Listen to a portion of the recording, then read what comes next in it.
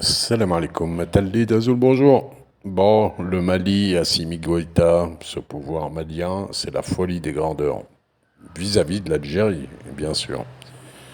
Alors là, on a vu le représentant du Mali à l'ONU, Tinzawaten, le Mali accuse l'Algérie de diffuser la propagande terroriste, pardon, et hausse le ton à l'ONU.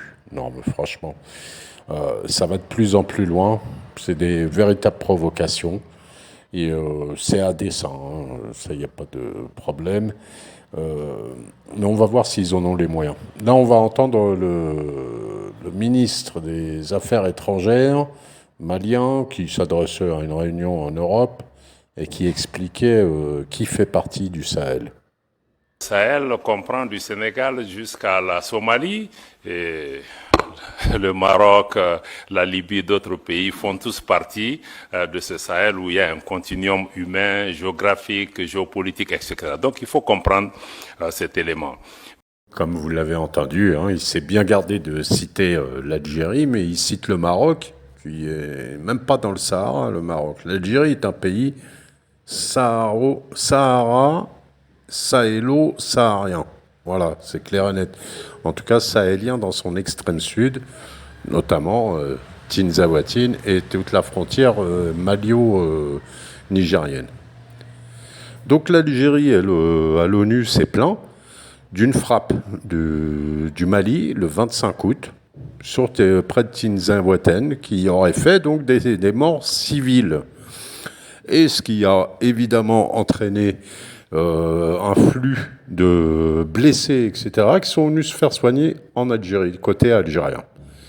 Le Mali, à l'ONU, reproche à l'Algérie colporter des fake news et d'être inamical, etc. Ils ont utilisé encore des mots assez durs. Parce que les sources qui ont annoncé les morts civiles sont des Azawad côté malien. Mais ça n'est pas que ça, puisque l'Algérie elle a constaté par elle-même, déjà elle est très très bien renseignée évidemment, hein, ses frontières, mais elle a reçu aussi les blessés, etc. Donc elle sait très bien qui a été touché, s'il a dit qu'il y a des civils et qu'il y a un danger actuellement, c'est pas pour rien. C'est pas juste le Malien, l'ambassadeur malien a dit vous colportez des fake news de presse. Hein, c'est un peu grave quand même. Et l'Algérie donc demande des sanctions contre le Mali, en tout cas contre ceux qui bombardent comme ça indiscriminément les civils. Voilà. Et ces sanctions, je vais vous expliquer à la fin pourquoi elle demande ces sanctions-là précisément. Parce que c'est elle qui va s'en occuper en fait.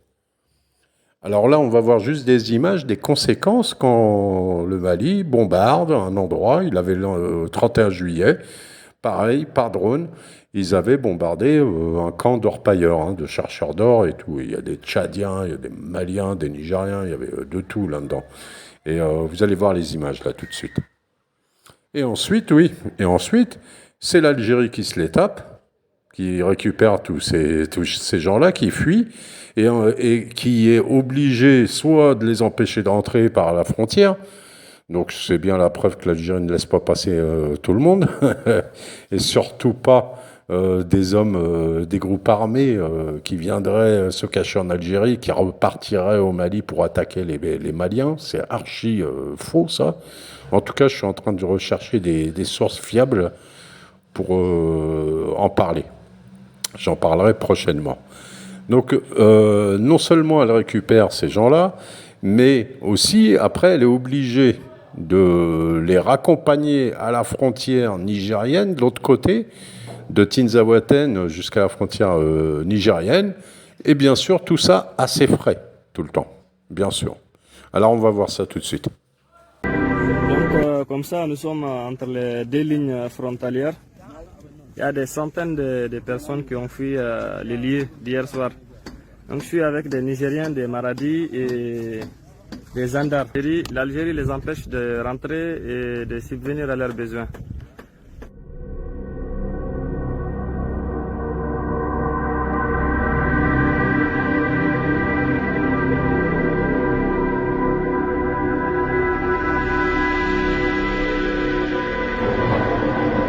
يا ذا الجلال والإكرام بسم الله الرحمن الرحيم ولا صدعنا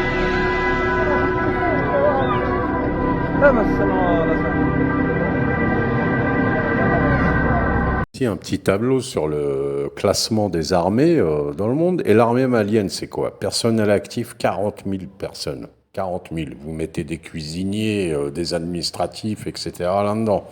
Et en personnel de l'armée elle-même, c'est environ 25 000, 20 à 25 000 militaires. Voilà.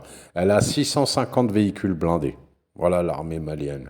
Et, plus quelques hélicoptères, etc.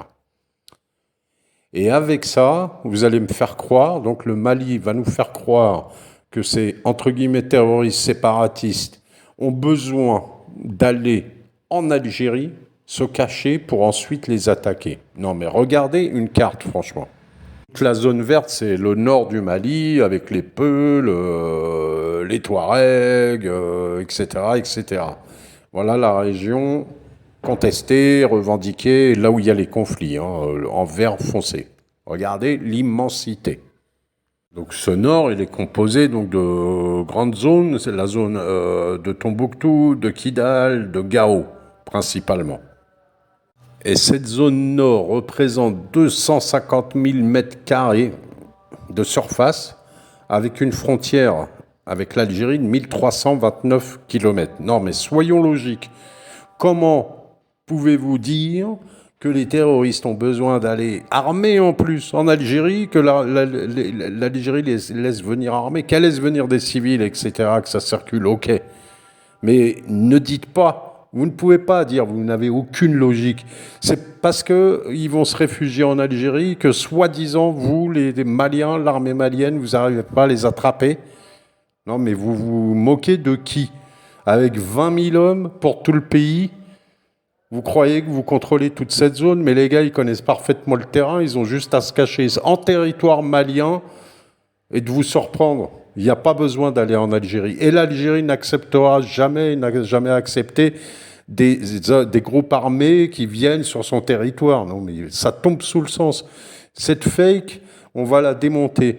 Plus on aura d'informations, plus on va la démonter. Mais on sait qu'il y a toute une politique, une folie des grandeurs de la part de Assimi Goïta et son pouvoir contre l'Algérie, et c'est à dessein.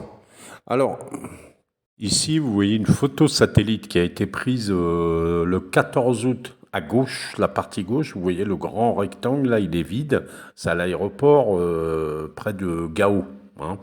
Et à droite, vous voyez le grand rectangle qui est plein de véhicules 4x4, etc. On ne voit pas bien. Mais ce qui veut dire que le Mali, là, est en train de préparer un assaut de nouveau dans le nord, hein. Ils massent un peu les véhicules, etc. Et ils vont préparer un assaut. Bon, un assaut terrestre, ok. Mais l'Algérie, et c'est là où je vais vous parler donc des sanctions que demande l'Algérie, ce n'est pas des sanctions symboliques. L'Algérie, en fait, a laissé entendre qu'elle pourrait mettre en place une zone d'interdiction aérienne, une no-fly zone, au-dessus du nord Mali afin d'empêcher une catastrophe humanitaire. C'est-à-dire que si le Mali continue à bombarder avec ses drones, qui sont même pas à lui, c'est au Burkina, etc., mais bon, bref, qui bombardent des civils, et que ça fait une catastrophe humanitaire dont l'Algérie va subir les conséquences, comme vous avez vu sur les images, eh bien, il y aura le Mali, tout ce qui va gagner avec toutes ces provocations, etc., c'est que vous allez avoir des avions algériens au-dessus, dans le nord Mali, au-dessus. Et le moindre drone, le moindre appareil qui va voler, il va se faire abattre. Ça va être une no-fly zone. Et là, le Mali pourra toujours, là, à ce moment-là, ils pourront toujours se plaindre. Là, ils se plaignent avec des fakes, mais là, ils se plaindront pour quelque chose. Voilà, donc là c'était une petite vidéo très rapide, mais j'essaye de préparer un beau live de très bonne qualité avec des experts, etc. Mais j'ai du mal à en réunir parce que j'ai contacté des Maliens professeurs, docteurs, des gens très intéressants, j'ai vu des articles à eux et tout, mais dès qu'ils sont, eux, ils sont plutôt objectifs sur la question, ils sont pas dans le délire Assimi Goïta uniquement, oui, l'Algérie nous trahit, blablabli, blablabla. Ils sont pas dans ce trip-là.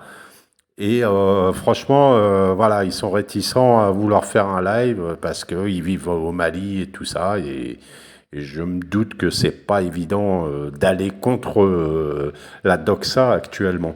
Donc je suis encore en train de rechercher. Voilà, je recherche quelqu'un qui n'est pas malien, quelqu'un qui est malien, etc. Quelqu'un qui est plutôt dans l'opposition, quelqu'un qui est plutôt avec l'État et sa politique, etc., pour essayer de faire un live de très bonne qualité. Là, c'était juste pour vous dire que attendons-nous à une no-fly zone de la part de l'Algérie et le Mali pourra toujours venir se plaindre avec toutes ces provocations qu'ils sont en train de faire et ils commencent à dépasser les limites. Voilà. Allez, Maslama, à bientôt, Inch'Allah.